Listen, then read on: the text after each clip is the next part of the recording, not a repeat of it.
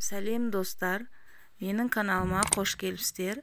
Бүгін мен сіздермен бірге осындай тарталеткалар жасайтын боламыз. Електен өткізілген ұнымызға мұздатқыштан шыққан сары майымызды алып, үккіштен өткізіп, жарты ас қасық қопсытқыш қосып, жақсылап араластырамыз. Таза ыдысымызға жұмыртқамызды жарып, қант қосып, жақсылап араластырып аламыз.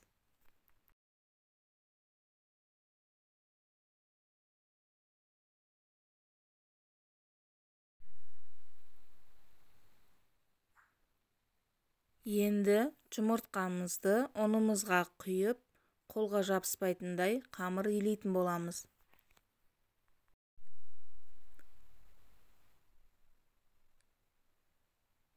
Міне біздің қамырымыз дайын болды. Оны біз салафан пакетке салып, тоңазытқышқа 15-20 минутқа қалдырамыз.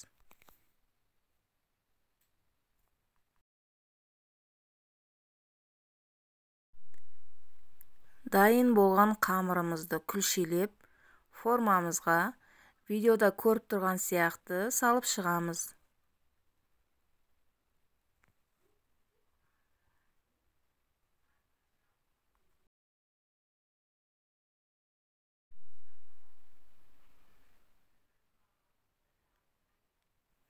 Сосын қызып тұрған пешімізде 20-25 минут пісіріп аламыз.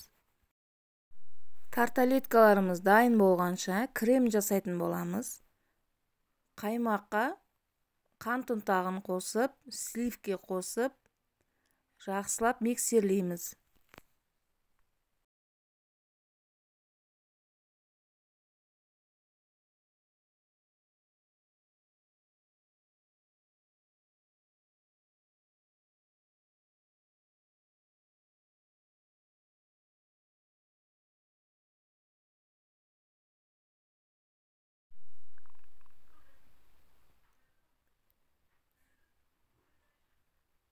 Міне бізде осындай крем шықты.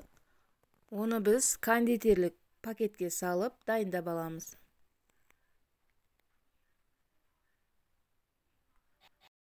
Достар, менің каналым ұнап жатса, каналыма тіркеліп, лайк басып, комментария бөлімінде өз пікірлеріңізді қалдырып кетіңіздер.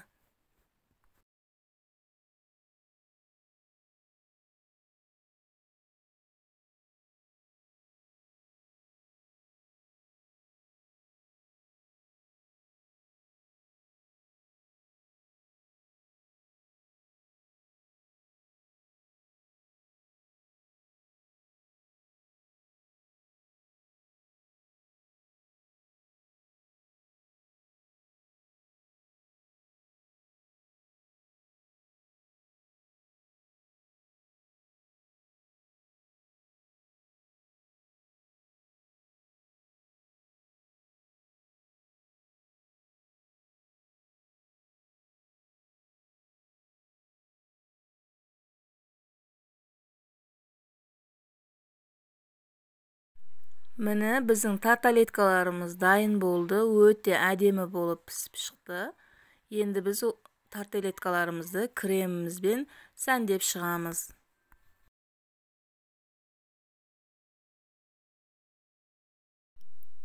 Міне өте әдемі болып шығып жатыр.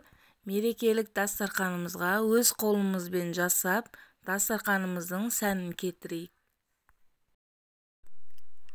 Достар, менің рецепттеріммен қолданып жатқан болсаңыздар, қарапайым асханамды қолдап, каналыма тіркеліп, лайк басып кетіңіздер.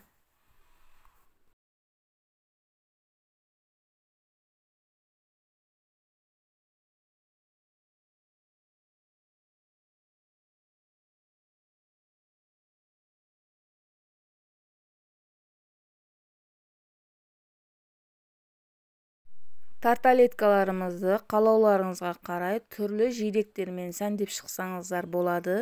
Мен кивиді алып, бірең-сараңын сәндеп шықтым.